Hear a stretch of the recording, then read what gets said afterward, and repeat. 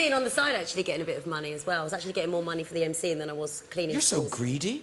I would argue that it's really hard if you're going to be a creator, performer, whatever area you're creating, because you're making stuff out of nothing. You're making things that happen that weren't there before. It's really difficult doing sensible jobs because you tend to talk to people. I remember working in Covent Garden in a restaurant. I was working there for 3 weeks, and I had to give it in because the guy said, "Oh yeah, you can never become an actor.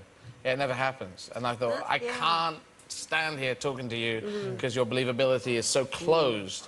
And, you know, I wanted us to go do stuff. And I grew up in Britain, I felt in the 70s where you couldn't go do anything. And I wanted to go do everything, you know, and doing gigs in French, which I did this year, and Hollywood Bowl, which I did this year, you know, so... It was the same at school, though, wasn't it? I remember telling people at school I wanted to act, and they just laughed. They laughed. Yeah.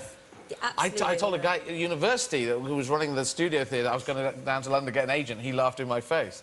I thought, that's not positive. But you can because when you're young and you're at school and you say you want to sing or act, it does sound like a ludicrous job. But you know, an unreachable job. Your dad was director and producer, was he? Yeah, film director and writer. So was it an easier believability thing going into it? He didn't encourage me at all, you know. But did you feel that if you wanted to go and do acting, that wasn't going to be such a bizarre idea? Yeah, I didn't really think about it. I told all my friends that I was going to be hugely successful and that they should just really keep an eye out for me because I was going places. And that if they needed me, I'd be bussing tables at the restaurant down there. And wasn't Sting one of your customers? He was. Here's what happened. I'm bussing tables. It was Sunday, so I was incredibly hungover. And I look up, and I guess, like, between... He was going to see some theater or something. He'd had a meal, and I just realized he was there, and I got really excited, and I went over. I served him some tea, and then he was done with it, and I said, "May I take that for you?" And he said, "No, it's fine. You can just leave it right here. I'm not quite done yet." But I know what he meant. He looked at me and said, "I realize that you and I will be close friends one day." That's the way I just used to think. I was like, all right, then I'll just leave it there.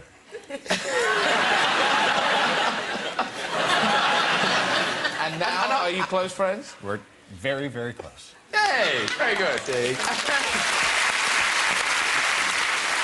Well, the good news is you're all a bevy of stars on my sofa now.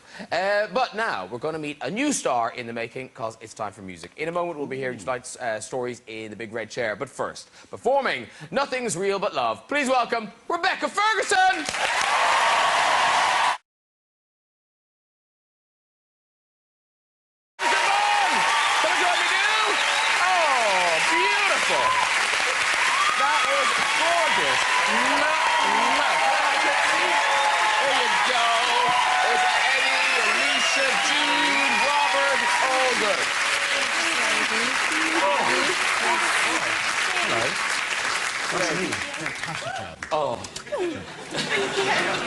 And that is off the new album, Heaven. It's out now, the single's out now, and it's just brilliant. Congratulations on everything. And very clever, you co-wrote. Did you co-wrote the whole thing? Yeah, I wrote the whole album, yeah. She's not an idiot.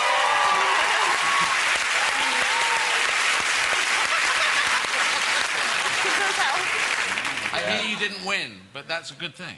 You have been, yeah? Yeah, I know. Well, no, we're saying actually winning is not great. She's the real deal. Coming second, getting nominated is very good. Winning is quite often the beginning of the end. OK, you want a Golden Globe, leave it. And the film was very successful.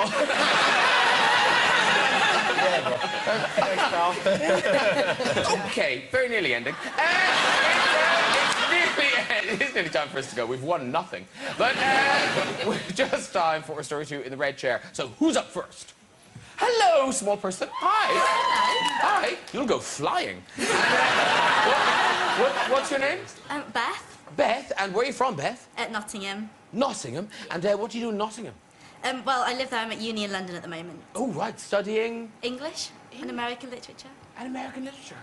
Right. What do you hope to do with that, Beth? I'm not too sure. OK. Right, Beth, delight us with your story. OK, well, everybody who knows me knows that I love Robert Downey Jr. more than life itself. Like, and I was walking down Regent Street today and I saw a bus with the Sherlock Holmes poster on the side. And I got so distracted by the photo that I walked straight into a road, straight into a woman on a bike and knocked her completely off balance. I don't think she was very happy, but I did explain to her why I was so unfocused. Oh. And I think she let me off. Did she look like this?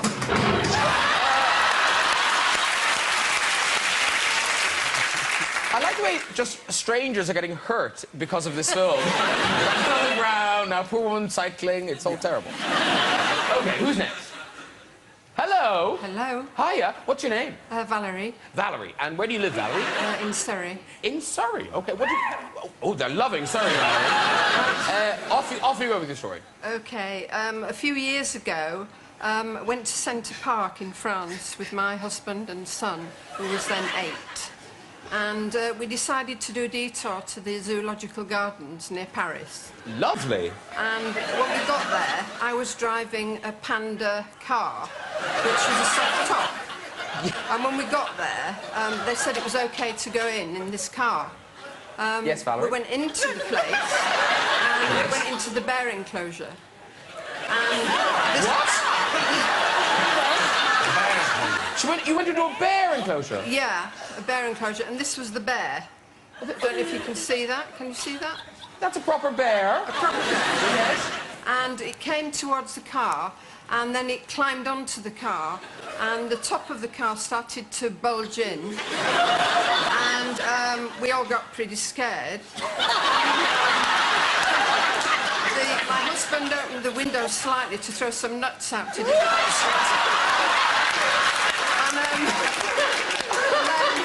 it didn't work. And then it kind of still clung on. And I was rocking the car backwards and forwards to try and, you know, move the bear. And eventually I did this, but then it got hold of the car again, and it was hanging onto the wing mirror. And then eventually I managed to shake it off again. And my husband opened the window and threw the whole of the nuts out of the car. And the bear was distracted, so closed the window, and we drove and got out of the enclosure. However, when we got out there, we realised the wing mirror was missing. So we thought, well, what should we do? So we debated. But at that point, I thought, where's my son? Wing mirror first. He was hiding in the back seat under anything that he could find, not to look to see what was going on. And anyway, we decided to go back in to look for the wing mirror.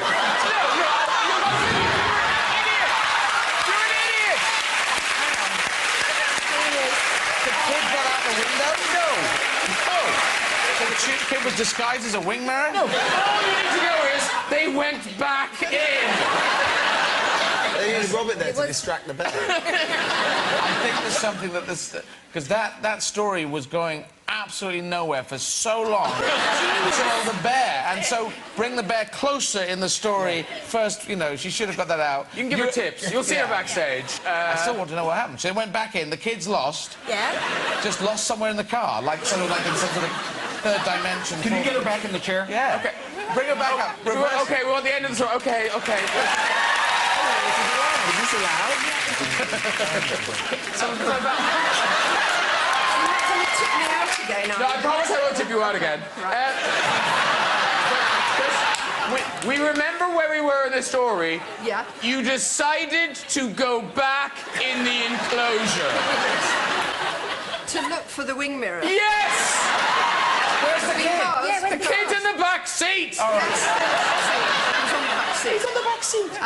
But we couldn't see the wing mirror, and the bears had gone. But we thought, well, if we meet up with the French traffic police, how do we explain the wing mirror? Because they won't believe us.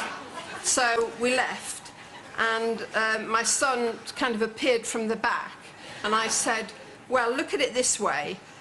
You can think of the panda outwitting a brown bear. I did promise. You can walk, but quickly. Walk quickly. You won't take my life. If you'd like to join us on the show and have a go on the red chair, you can contact us via our website at this very address. Thank you to my guests tonight, Rebecca Ferguson, Eddie Izzard, Alicia Dixon, Jude Law, and Robert Downey Jr. our best of show. We shall receive music from Gareth Malone in the Military Wives Choir, Bunnyman Russell Cade, and Doctor Who himself, Matt Smith. I'll see you then. Good night, everybody. Bye-bye.